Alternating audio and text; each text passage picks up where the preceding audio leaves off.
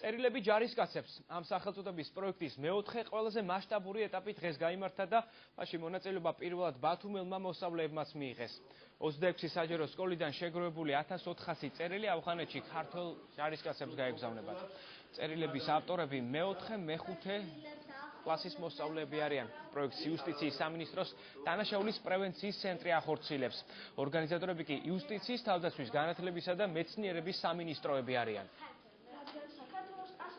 ძალიან ეფექტურია, რადგან ბავშვებში ერთის მხრივ პატრიოტულ და სამოქალაქო გრძნობებს აღვიძებს, მეორეს მხრივ ჯარისკაცებისთვის ძალიან დიდი მორალური მხარდაჭერაა და თქვენ შეგიძლიათ გაესაუბროთ ჯარისკაცებს, მათთვის მართლა ძალიან მნიშვნელოვანია ფიზიკური ნივთის შეხება, რომელიც საქართველოსდან ჩამოვიდა და აღნიშნავენ, რომ ჯარის ბავშვის დაწერილი, ბავშვის ხელში გავლილი ფურცლის ნახვა შორეულ ავღანეთში მათთვის ძალიან დიდი გამხნევებაა და მორალური მხარდაჭერა. დიდი თანადგომა არის ჩვენთვის.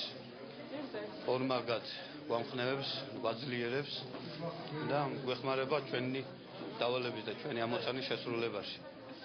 მართალია პატარები არიან, მაგრამ ძალიან დიდი მხარდაჭერაა ამ ბავშვების მხრიდან ამდაგვარი აქციებით ჩვენთან ჯარისკაცების მიერ. ისინი რა თქმა უნდა ნერვიულობენ ჩვენზე და სულ ფიქრობენ ჩვენზე.